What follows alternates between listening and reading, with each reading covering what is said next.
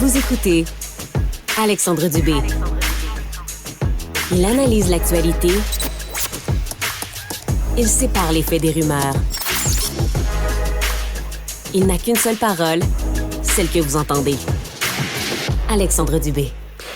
Jean Blais, un père de famille, a été condamné à 14 ans de prison pour avoir agressé sexuellement sa fille. Cynthia Blais a commencé à subir les sévices de son père dès l'âge de 7 ans.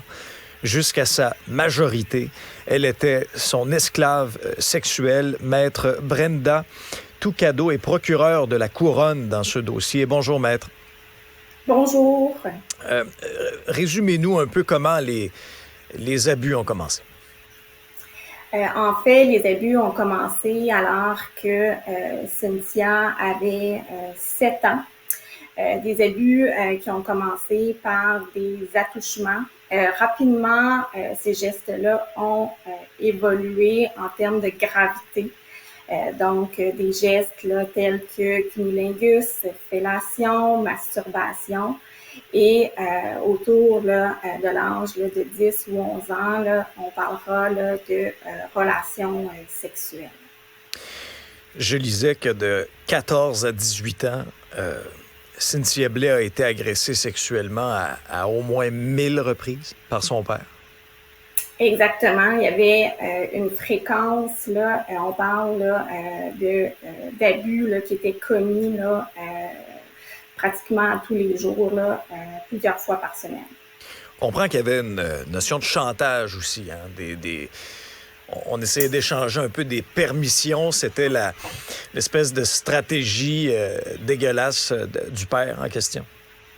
Oui, tout à fait. Puis, c'est pas inhabituel dans les dossiers de ce type-là où il va y avoir effectivement utilisation de manipulation psychologique, où il va y avoir également certains types là, de menaces qui vont être proférées là, pour amener cette victime-là à se soumettre et à assouvir les besoins sexuels d'un délinquant.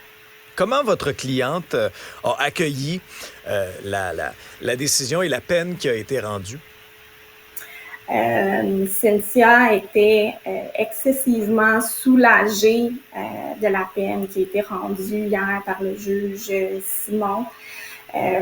Elle disait là, que pour la première fois, elle avait les épaules légères et qu'elle pouvait mettre fin à ce chapitre-là et tourner la page et éventuellement pouvoir être heureuse parce que sa vie a été mise sur pause pendant toutes ces années-là.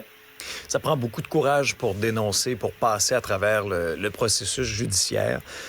Comment elle va aujourd'hui? Est-ce qu'elle a encore de lourdes séquelles des traumatismes qu'elle a vécus? Oui. Je crois qu'elle prend du mieux. Elle a évidemment eu du soutien là, d'une intervenante du CAVAC qui était à ses côtés depuis le tout début de son processus judiciaire. Et elle a également là, un suivi avec une psychologue, mais évidemment, là, c'est pas des blessures qui se guérissent là, rapidement. Là. Donc, tout au long de sa vie, elle aura à vivre avec ce qu'elle a vécu. Là. Quant au père, maître, il n'a jamais reconnu les faits. Là. Non, Monsieur Blais n'a jamais reconnu les faits. C'est son droit le plus strict. Il a souhaité avoir que ce soit une enquête préliminaire et un procès. Donc, ça fait partie là, du processus judiciaire criminel au Canada. Est-ce qu'il y a appel, d'ailleurs, de la décision? Oui, en ce moment, il y a un appel qui a été déposé par M. Blais là, relativement au verdict de culpabilité. Bon, alors on verra bien la suite du processus judiciaire, mais quand même, là, une condamnation de 14 ans de prison pour ces crimes, vraiment des sévices sexuels épouvantables qu'a subi sa fille pendant de très longues années. Maître Brenda Toucado, vous êtes procureure de la Couronne dans ce dossier-là, dans le dossier de Cynthia Blais. Merci pour vos lumières. Bon courage à votre cliente. Merci à vous. Merci. Je vous souhaite une bonne fin de journée.